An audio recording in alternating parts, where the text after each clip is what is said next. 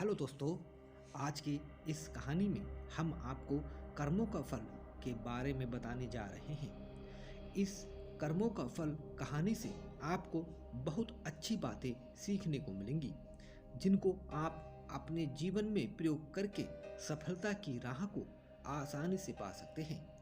यह कहानी बेहद ही रोचक और मनोरंजन से भरी है। दोस्तों, यह कहानी गुरु और शिष्य की है, जो एक पहाड़ी में एक छोटी सी कुटिया में रह रहे होते हैं। जो गुरु थे उनमें भविष्य देखने की शक्ति थी। दोस्तों, इस कहानी से आपको बहुत कुछ सीखने को मिलेगा, क्योंकि कर्मों का फल बहुत बड़ा होता है। दोस्तों, इस जीवन में कौन क्या करता है, कैसे करता है, ये सब हम पर ही निर्भर करता है। तो अब शुरू करते हैं।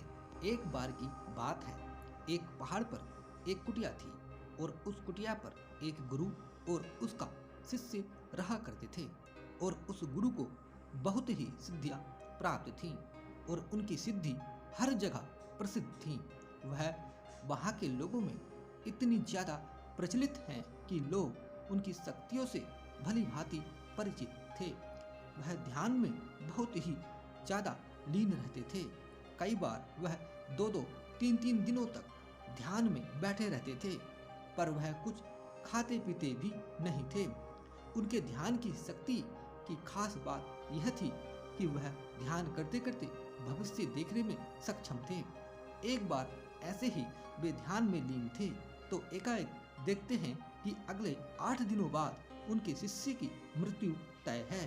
और यह भविष्य देखकर वह अत्यधिक व्यथित हो जाते हैं और परेशान होते हैं।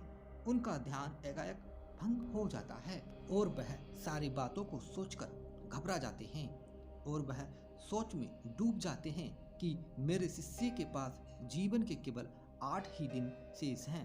इसके बाद गुरु अपने शिष्य के पास जाते हैं और उसे कहते हैं कि मैं सोच रहा हूँ कि तुम अगले 8 दिनों के लिए अपने परिवार के पास उनके गांव में मिलने के लिए चले जाओ। यह बातें सुनकर उनका शिष्य बहुत ज़्यादा खुश हो जाता है और वह अपने गुरु को कहता है कि गुरुजी, सच में मुझे भी बहुत दिनों से अपने परिवार वालों की याद आ रही थी। मैं भी सोच रहा था कि मैं भी अपने परिवार वालों के पास जाकर मिल आता हूँ। और वह अपने गुरु से आज्ञा लेते हुए पहाड़ी से नीचे की ओर चलना शुरू कर देता है, लेकिन वह इस बात पर ध्यान नहीं देता है कि उसके गुरु की आंखों में आंसू आए हुए होते हैं।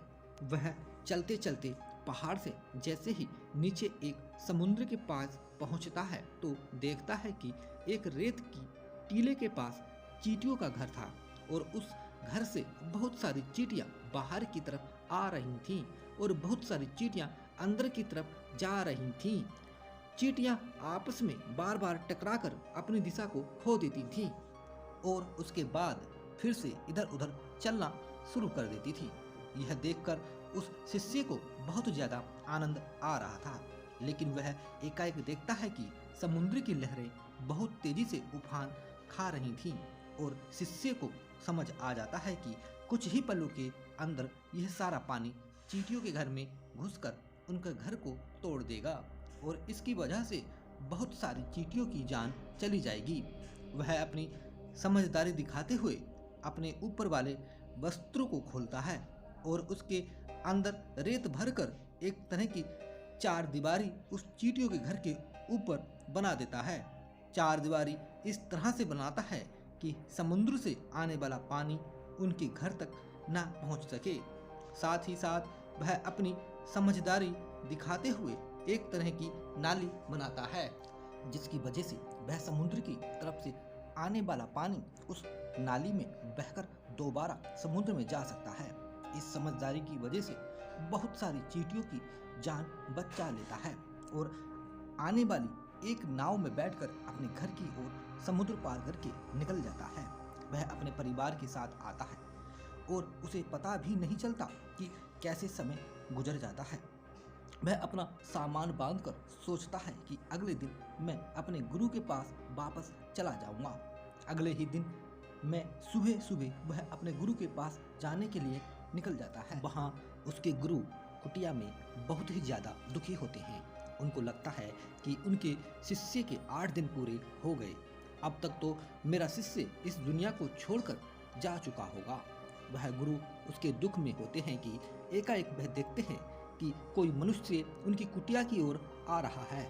वह जब ढंग से देखते हैं तो उनको पता चलता है कि यह तो उन्हीं का शिष्य है जो उनकी ओर चला आ रहा है। वह दौड़कर एकाएक अपने शिष्य के गले लग जाते हैं और अपने शिष्य का हाल चाल पूछते हैं और शिष्य यह देखकर चौंक जाता है।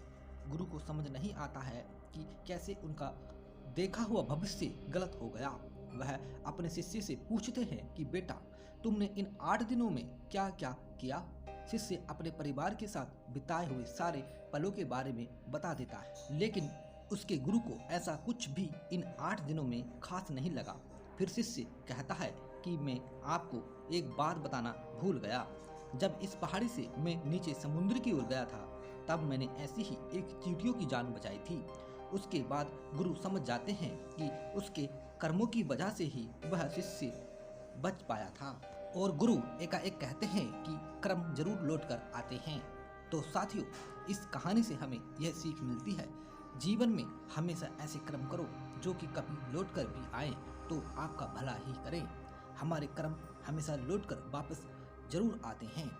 तो हमेशा ध्यान रखें, किसी का भी बुरा ना सोचें, ना ही किसी का बुरा करें, सबका भला सोचें और यदि कोई बुरा भी करता है तो उसको भगवान के भरोसे छोड़ दें। दोस्तों, आशा करता हूँ आपको कर्मों का फल कहानी पसंद आई होगी और काफ़ी कुछ सीखने को और समझने को मिला होगा।